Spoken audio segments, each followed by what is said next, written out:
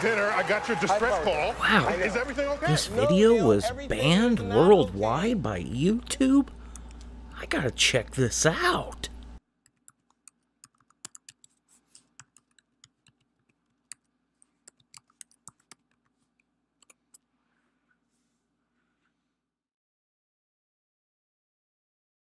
Wow. For a video that's banned worldwide by YouTube, it's awful easy to find on the creator's YouTube channel, where it's been for over a year.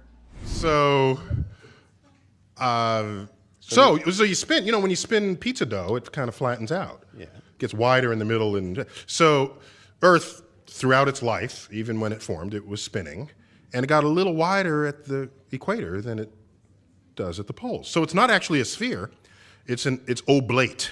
And officially it's an oblate spheroid. That's what we call it.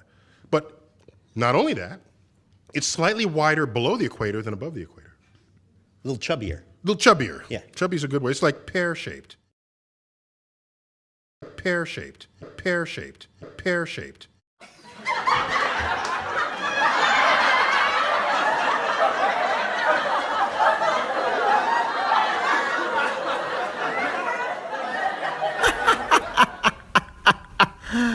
I guess I don't see what's so funny. Neil deGrasse Tyson is definitely not the only person that knows it's an oblate spheroid. It's pretty much common scientific knowledge. Believe I was told in second grade science class that it was a sphere, but by the time I got to about fifth grade, when we could understand what an oblate spheroid was, it was referred to as an oblate spheroid. Really, Neil? Pear-shaped, huh? Pear-shaped. Bulging. I don't see any bulges. I don't see any pear-shapedness, do you? In fact, if you were to measure each one of these circles, you would see that they are perfect circles.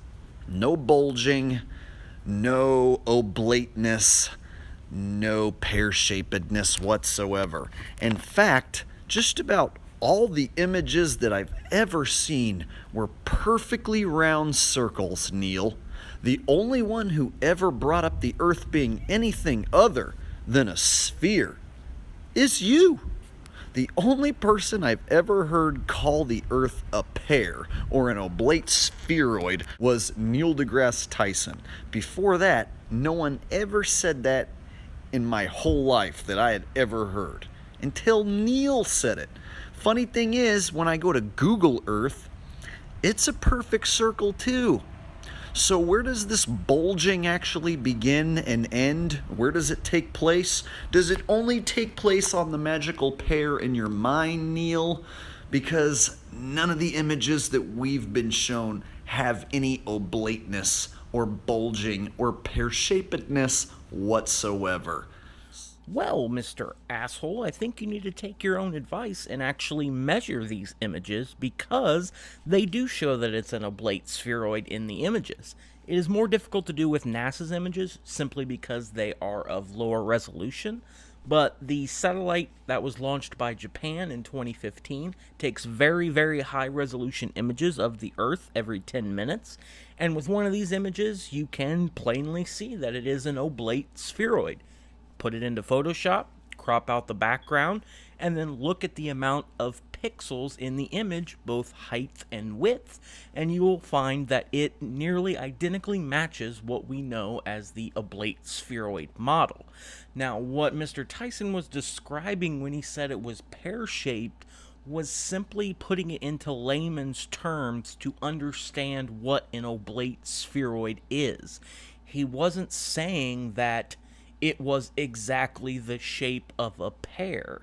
That's just idiotic. But it is an oblate spheroid, and yes, if you measure the images like you said, it shows that it's an oblate spheroid.